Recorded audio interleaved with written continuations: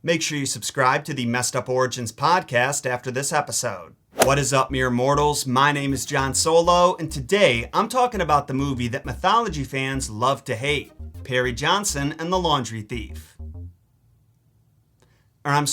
Percy Jackson and the Olympians, the Lightning Thief. Attention to detail is important, and this movie is a prime example of why. Because when you evaluate it as a standalone film, one that's not based on a book, it's not that bad. It's nowhere near great, and if I'm being honest, I wouldn't even call it good, but if I were watching it as an 11-year-old who hadn't read the book, I probably would have enjoyed it. There are some fun action scenes, the special effects are pretty good, and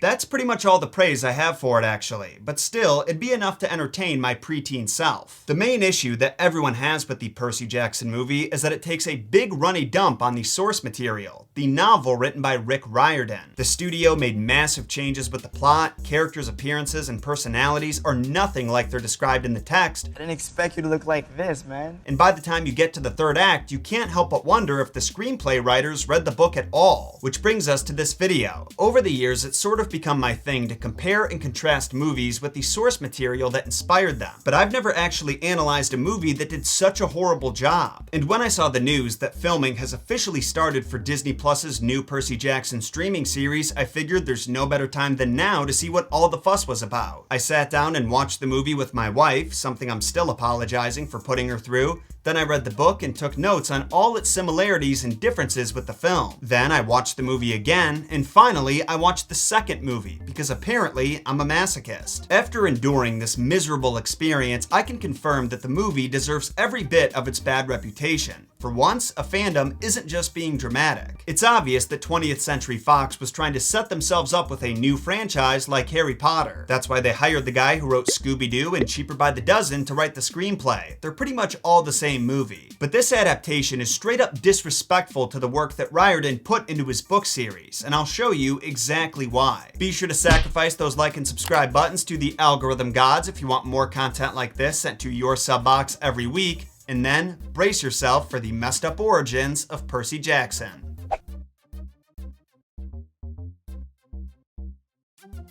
In the past, when I've covered full-length books, as opposed to fairy tales and myths, I've broken them down chapter by chapter and pointed out every similarity and difference with the movies that it inspired. But today, I'm actually doing the opposite. We're gonna go through the film scene by scene, and I'll show you all the ways it's a blasphemous mess. Starting with the very beginning, because this movie takes literally no seconds before it betrays the book. We see a giant Poseidon emerge from the ocean and saunter past a terrified fisherman who's nowhere near where Poseidon's actually looking. Then the god turns himself human-sized and rocks a very stylish hoodie peacoat combo. This is nothing like how his appearance is described in the book, which says he has black hair, wears khaki shorts, sandals, and a Tommy Bahama shirt. But hey, movie Poseidon has a blue hoodie, and blue is the color of water, so you tell me who's designed better. After dramatically walking the 20 miles from Coney Island to the Empire State Building, old Neptune meets up with Zeus, who also looks nothing like he does in the book, but I won't complain too much since he's played by Sean Bean. Zeus sets up the plot here and tells Poseidon that his lightning bolt has been stolen, and that if he finds out Poseidon's son is the culprit, he'll send him to Tartarus. I will send him to the depths of Tartarus. If you touch him,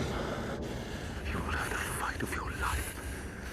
It might just be me, but I find Poseidon's response to this threat hilarious. Because in the book, Poseidon is overall indifferent about Percy's well-being and only ever protects him because he's trying to prove that he's innocent. After this, we get the opening title, then see Logan Lerman hold his breath for a whole minute, which would be a lot more impressive if it wasn't obviously in slow motion. But anyway, the mystery of who's Poseidon's son is already solved. In the book, no one knows they're related until a pretty epic moment in chapter 8, after Percy helps his team win Capture the Flag and Poseidon claims him. But apparently in this universe, everyone except for Percy knows about his lineage. I just like being in water. There's one place I can think. And don't even get me started on Grover. He's supposed to be this quiet, awkward kid who Percy protects from bullies, but this Grover is trying way too hard to be cool. Also, he doesn't stop talking through the whole movie. Yep. Hey, baby! Oh. Yeah! I spent most of my time on the set telling him to shut up, so. After Percy and Grover leave the pool, they go to school. We see this kid get a concussion and meet the substitute teacher, Miss Dodds, who's supposed to be wearing a leather jacket. She writes a quote on the board that Percy can't read because he has dyslexia, but if that wasn't obvious enough, don't worry, because he spells it out for us 5 seconds later. This, dyslexia thing's getting worse. Maybe it's the ADHD. I'm a loser. I have dyslexia, ADHD. After that, we meet Percy's stepdad, Gabe Bugliano, who, like all movie stepdads, loves beer. Where's my beer? More beer! I need a beer. The movie gets him mostly right. He's supposed to be an alcoholic, degenerate gambler, but in the book, he at least provides for Percy and his mom with his appliance business, so in that case, it makes a little more sense for her to be with him. He smells like a sewer. He sleeps till noon every day, and he can't even hold a job. Why do you stay with him? Movie Gabe is also straight up violent towards Percy, where book Gabe would rough his mother up behind closed doors. Next up is the museum scene, and my god do I hate this movie. The museum scene is actually where the book begins, and at this point, we're not supposed to have any idea who Percy's father is or that he's a demigod. Demigod. Yeah, that's what I said. There's some hints, like when he knocks the bully Nancy Bobofit into a fountain without touching her, but it's subtle. In the movie, Poseidon just appears across the street and starts communicating with Percy telepathically, something he never does in the book. Everything is about to change. Why include that? So we can do the old guy disappears when bus passes trick? While in the museum, Percy is attacked by Miss Dodds, who reveals her true form as a Fury, a chthonic deity of revenge. Oh, so that's why the quote she wrote on the board had the word Fury in it. I forgot, the monsters from the underworld always be dropping hints about their secret identities. Anyway, Miss Dodds accuses Percy of stealing a lightning bolt. Then Mr. Brunner and Grover burst in the room and stop her attack. In the book, Percy chops her in half with a magic pen sword that Brunner tosses him, but here, Brunner just threatens her while sitting down and she leaves. After this, Brunner and Grover decide that if the Olympians know where Percy is and think that he stole the bolt, then he is not safe and should be moved to the camp. And it's here, not even 15 minutes into the movie, that the whole plot falls apart. Because in the book, nobody knows that Percy is Poseidon's son. Mr. Brunner, who's really Chiron, the centaur trainer of heroes in disguise, and Grover, a satyr, know that he was a demigod. Demigod. That's what I said. But they didn't know who his father was. Once his demigod status was confirmed and they realized he wouldn't be safe from monsters anymore because monsters hunt all demigods, they wanted to move him to Camp Half-Blood. In the movie, they are not only fully aware of his parentage, they also know that Zeus thinks Percy stole the lightning bolt. And when they do get him to camp safely, Chiron's plan is to train Percy so he can survive the journey to Olympus and explain to Zeus that he is not the thief. I want to take you to Olympus. Convince Zeus of your innocence. Only here's the thing. Olympus is on the 600th floor of the Empire State Building. The Metropolitan Museum of Art, where they're standing right now, is only 2.5 miles away from the Empire State Building. If all Chiron wanted to do was proclaim Percy's innocence, he could have just gone directly to Olympus from the museum instead of dragging Percy all the way to camp first. Because I guarantee the walk he and Grover took to his house was longer than that anyway. You have crutches. Not because he's on crutches, Percy. Don't be so ableist. You're not in a wheelchair. Anyway, Grover, Percy, and Percy's mom, Sally, leave for Camp Half-Blood. They make a point to include Gabe's orange Camaro from the book, but they don't bother mentioning that it's Gabe, so kind of a pointless inclusion. At this point, Sally finally reveals some of the truth about Percy's real father, but at the exact moment she's about to tell him that he's a god, Grover reacts to a cow being thrown at them before it actually happens. In the book, they're thrown off the road, not by a cow, but a bolt of lightning. They couldn't do that in the movie though because Sean Bean already complained about not being able to use his lightning. But no lightning. Next is the fight with the Minotaur, which also goes down differently in the books but has the same result. Sally is supposedly crushed to death in the Minotaur's grip, then Percy kills the beast by stabbing it with its own broken off horn and proceeds to pass out. When he wakes up, 3 days have passed and he's in the infirmary at Camp Half-Blood. Grover hits him with a harsh reminder that his mom is dead as hell, and literally 1 minute later, Scream laughs in his face that he's a demigod. My mom's gone? Yep, you're a demigod. After informing Percy about how Camp Half-Blood is the training ground for demigods and Cirque du Soleil apparently, Percy sees Chiron in his true centaur form, which is supposed to be white, but you know the old saying, you You can never wear enough brown. After that, Chiron brings Percy to his cabin, which his father made just for him apparently. In the book, there are 20 cabins to honor each of the gods, and their offspring all share them. Percy does get his own, but only because the big three, Zeus, Poseidon, and Hades, don't have many children. And he doesn't get it until Poseidon claims him as his son. At first, he has to stay in Hermes' cabin, cabin 11, because he's the god of travelers. The movie leaves all of that out though. Instead, Percy gets his own special house right away, and for all we know, everyone else sleeps in the dirt. Chiron then gives Percy a crash course on his lineage and how his mother stayed with Gabe because his disgusting scent made it harder for the monsters to sniff out Percy. My mother put up with that creep to protect me? Yeah, looks like a real safe environment. Next, we dive right into the Capture the Flag game where Percy gets his ass kicked by Annabeth, a daughter of Athena who also looks nothing like she does in the book. Instead of having curly blonde hair and her mother's wise gray eyes, she has reddish brown hair and blue eyes. My mother is goddess of wisdom and battle strategy. Do you know what that means?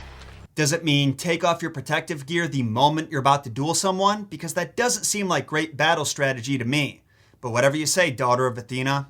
In the book, Annabeth is actually on the same team as Percy, and the role of his ass kicker is filled by Clarice, a daughter of Ares who doesn't exist in this movie. Just when it looks like Percy is down for the count, Poseidon once again speaks with him telepathically and tells him the water will give him powers. In the book, Percy figures that out when he's shoved into the creek and suddenly feels so refreshed and agile that he takes down all of his opponents. It's a cool moment that totally surprises the reader, but the movie ruins this with Poseidon's stupid voiceover. Anyway, after the Capture the Flag game, the campers are all having dinner when Hades himself explodes out of the bonfire, calls out Percy Jackson by name, and demands that he bring him Zeus's Master Bolt if he wants to save his mother, whose soul is trapped in the underworld. Now obviously, Percy doesn't have the bolt, but he's about as good at strategizing as Chiron is, and decides that he'll visit Hades anyway to explain his innocence and hopefully get his mother's freedom out of it. Once again, Percy's motivations are totally different in the novel. He does quietly hope to himself that he can rescue his mom's soul, but it's more of a nice to have, not the whole purpose for his quest. In the book, the triggering event for the quest isn't Hades showing up at camp either. It's a hellhound that the mystery antagonist summoned. The monster attacks Percy, Chiron kills it with his arrows, then Percy steps into the creek where his wounds are once again healed and a trident forms over his head.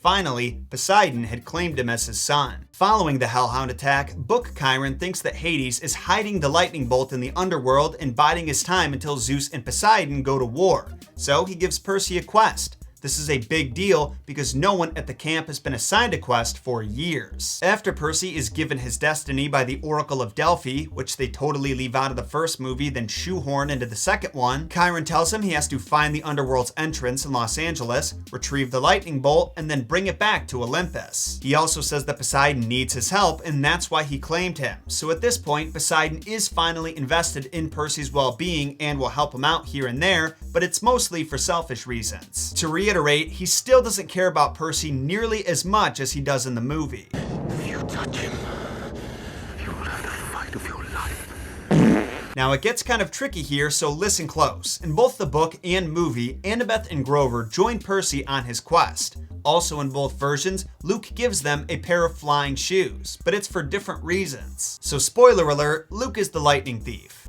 I'm the lightning thief.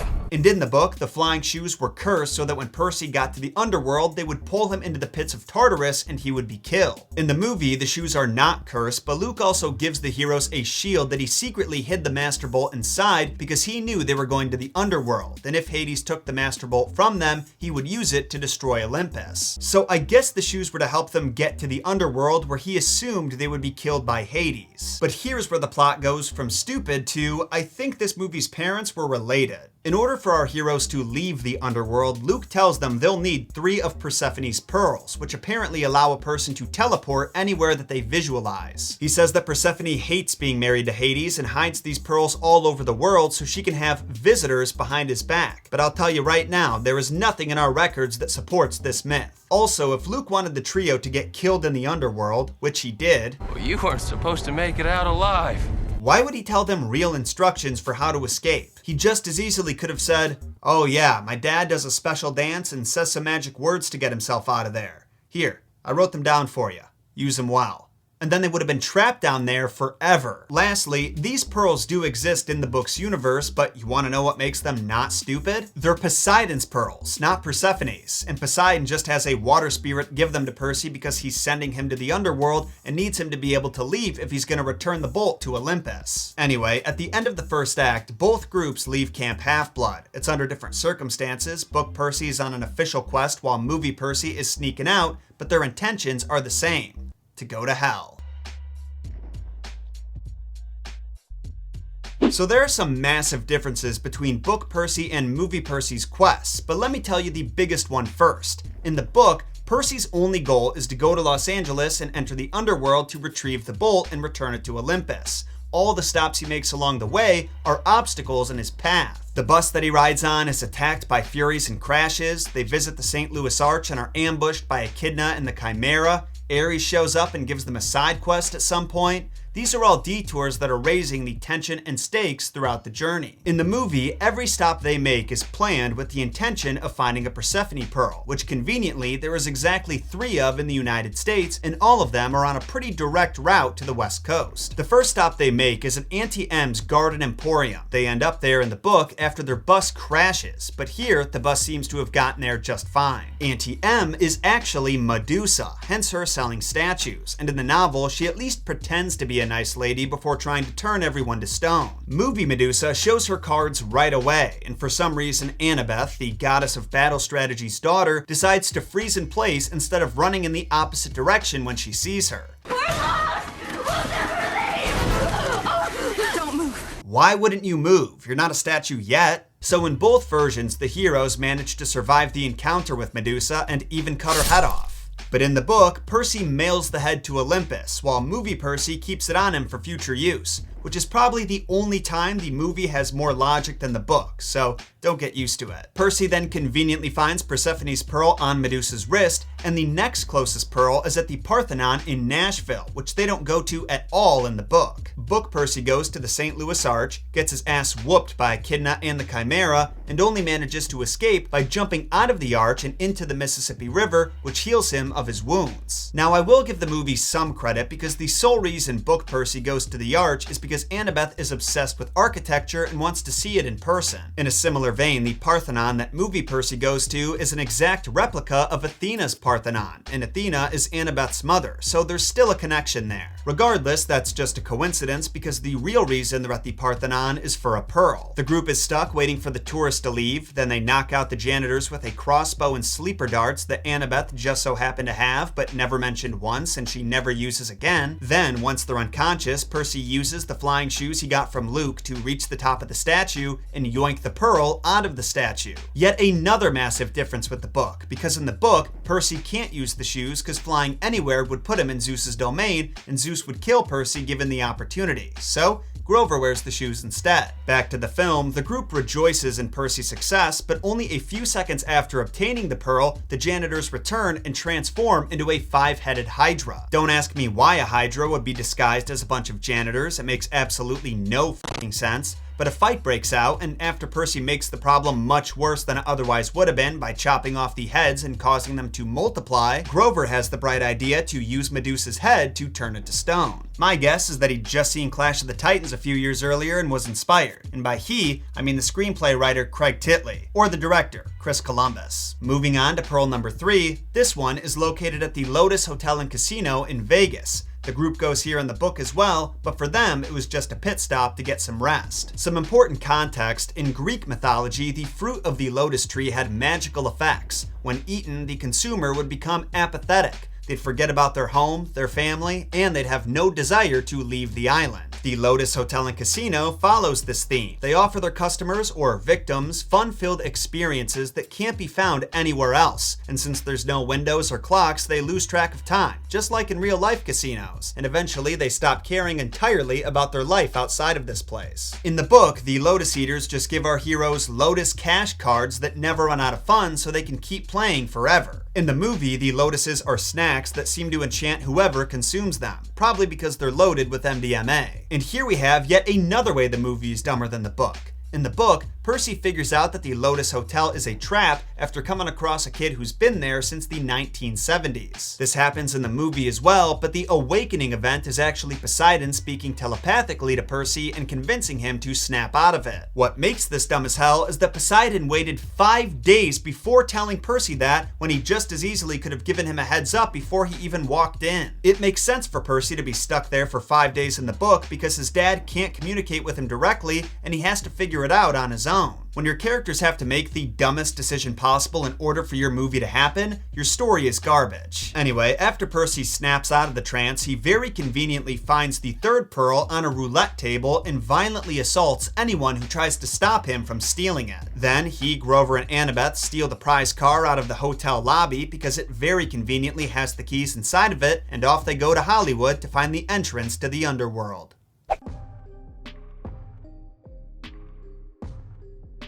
So at this point, the movie has taken a disgusting amount of liberties with the source material. That's obvious. But this final act is vomitrocious, as Muffy Crosswire would say. They completely leave out the chapter where the heroes are almost killed by Procrustes, the waterbed salesman, who's inspired by a real character from Greek mythology that would stretch out or amputate his guests so they would fit his bed perfectly. Apparently, the scene was originally in the script and they even went so far as to film it, but they cut it so Grover's dance routine could go longer. They took out the part where Percy goes to the Santa Monica beach and receives Poseidon's pearls from a water spirit because they already all over that plot point. They changed the underworld's entrance from DOA Records to the Hollywood sign, and Percy's final duel is not with Ares, but Luke. I'm the lightning thief. Yeah, I already told him. So after Percy opens the underworld entrance by literally just reading the password that's spray painted in front of it, they meet Charon the ferryman, who's supposed to have dark skin, light hair, and be rocking a nice Italian suit, but instead bears a striking resemblance to Margaret McPoyle. Do you understand what I'm saying? No. Can you understand the words that I am saying? You know what I am saying? You can't read lips, can you? He ferries them across an underworld that looks far more like Christianity's idea of hell than ancient Greece's, and takes them directly to Hades' house because they ask him to. Upon their arrival, they're confronted by 3 hellhounds instead of the 3-headed Cerberus that's supposed to be guarding the underworld.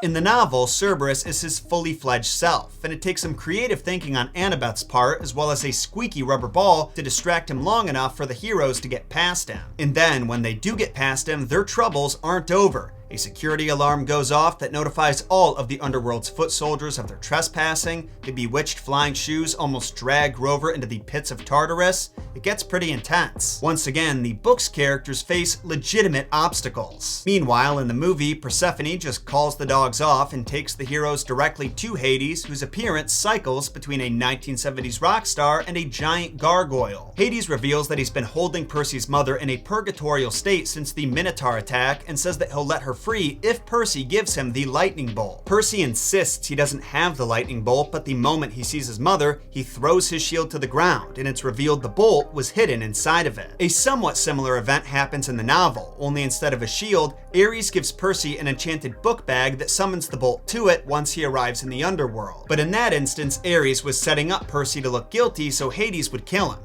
Hades actually had no interest in the Master Bolt and even reveals that his Helm of Darkness was stolen too. Back to the movie, with everyone but Hades distracted by the joyous reunion taking place, the God of the Dead picks up the bolt and decides that with his newfound power, he can just dispose of these peons and start his war on Olympus right away. Unfortunately for him, Persephone doesn't love the idea of spending forever with this psychopath, so she looks at him like she wants to drink his blood, makes out with his face, then rips the lightning bolt out of his hands and knocks him unconscious with it. But hey, if you were concerned about what'll happen to her when Hades wakes up, don't worry, because apparently he won't remember a thing. He won't remember a thing. How does she know he won't remember this, you ask? Well, now that Percy is fully aware of his possessing the lightning, he uses the pearls to return to the surface and leaves Grover behind. Thank Zeus. But before he can take the elevator to Olympus, this douchebag shows up. In the novel, Poseidon's pearls transport Percy and his friends to the Pacific Ocean, and the Coast Guard drops them off at Santa Monica Beach, where Ares is waiting for them. It's here we learn that Ares was originally on Zeus's side, but when he caught the lightning thief, who at the end of the book we learn is Luke, he was convinced that a war between the gods would be good for his domain. so he held on to the bolt until he could set up Percy to take the fall. But when Percy returns from the underworld, which was not part of Ares' plan, the god tries to kill the hero, albeit unsuccessfully. Percy manages to lure Ares into the ocean water so the playing field is a bit more level, then he stabs the god in the heel. This handicapped Ares just enough that he could no longer fight to the best of his ability, so his master Cronus got involved and told Ares to GTF out of there. He reluctantly followed those orders, and after swearing revenge, he disappeared. Now in the movie, Ares has absolutely nothing to do with Luke's plan, and neither does Kronos. Luke acted completely on his own because he's got daddy issues. Guess we all got daddy issues, huh? You see, in both the book and movie, Luke's dad, Hermes, didn't hug him enough, so he decided he was going to try to tear Olympus down brick by brick, and Cronus' guidance allowed him to do that. But the movie takes Cronus right out of the equation. Well, after a somewhat nauseating fight, which ends with Luke just standing there waiting for Percy to go Super Saiyan, Percy returns to his mother and Annabeth, and Sally somehow knows exactly which breakers to press to open up the secret elevator to Olympus. This movie is filled with how do you know that's. How are we supposed to fight something we can't look at? We can look at a reflection. Guys, watch out! The middle one spews fire! He won't remember a thing. Yeah, that's your father talking to you. The entrance to Olympus is there. But that one has to be the worst. She isn't even allowed out of the elevator. Why would she know how to find it? Moving on, Percy arrives on Olympus just in the nick of time and returns the bolt before Olympian fists start flying. Then he tells the gods the truth about who stole it and has a heart-to-heart with Poseidon, where the sea god says, "I wanted to be a good dad, but Zeus wouldn't let me."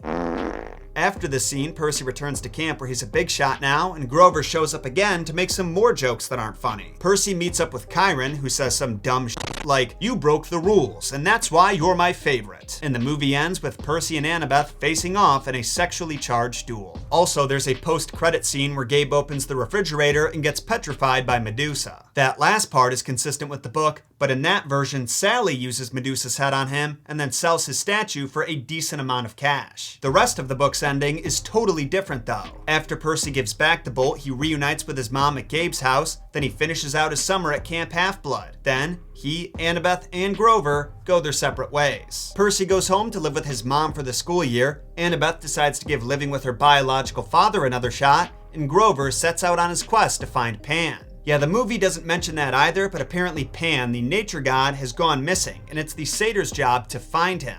No satyr has ever returned from their quest either, so the stakes are pretty high. Before everyone leaves though, it's time for Book Percy's duel with Luke. Only it isn't so much a duel as it is Luke leading Percy into the woods, setting a poisonous scorpion on him, then leaving him to die. Obviously Percy survives though, because this is a kid's book, and it's the first of like 50, so obviously Riordan wasn't gonna kill his main character. Maybe he should have though, if it would have stopped the second Percy Jackson movie from getting made.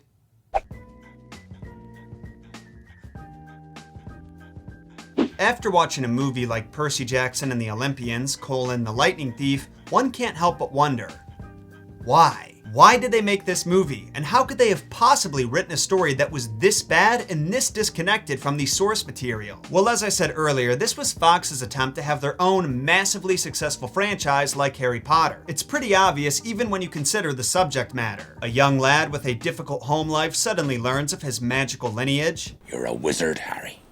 You're a demigod! Is whisked away to an enchanted land he knows nothing about, and finds himself in a rivalry with one of the most powerful and dangerous beings to have ever lived. What makes the end result so different though is the loyalty to the source material. Look, whenever a book is adapted into a movie, it's inevitable that some things are going to be left out. Hell, even in this video, I had to leave out some things for the sake of time and the flow of the presentation. I didn't mention the camp's uniforms, which are bright orange t-shirts, Percy being wanted by the police. I left out the enchanted pine tree that's infused with the spirit of Zeus's daughter Talia and protects the camp from monsters, the chapter where Ares gives our heroes a side quest to an abandoned water park, and the ride to Vegas that he arranges for them in the back of an animal transport. The point is, it happens to the best of us, but in the case of Percy Jackson, Chris Columbus and the producers just straight up changed important details because they wanted to streamline the plot and thought they knew what the audiences wanted to see. Compare that to Harry Potter and the Philosopher's Stone. I was actually in the process of rereading it before I decided on a whim to do a Percy Jackson episode,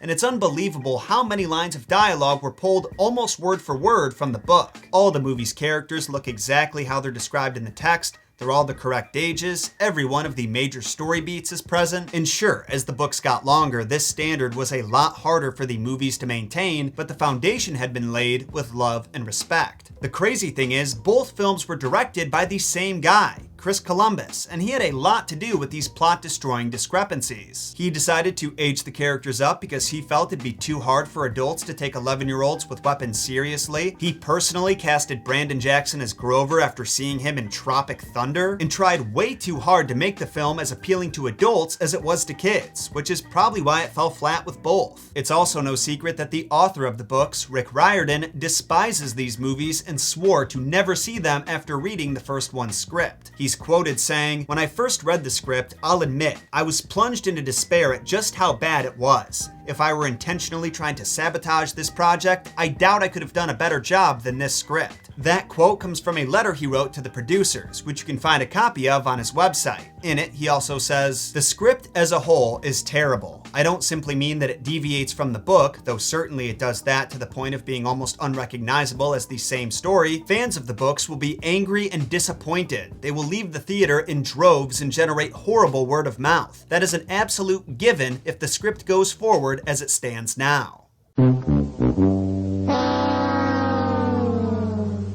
Hey, what do Gabe Bugliano and Rick Riordan, after reading the Percy Jackson script, have in common? They both needed a beer.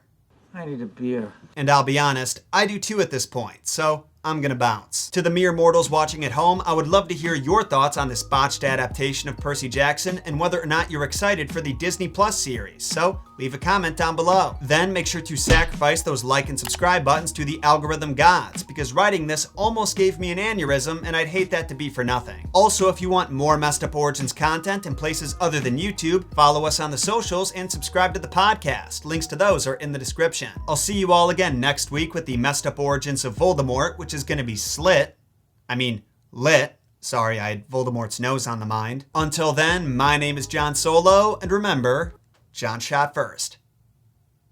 Never did the double finger guns before. Going akimbo.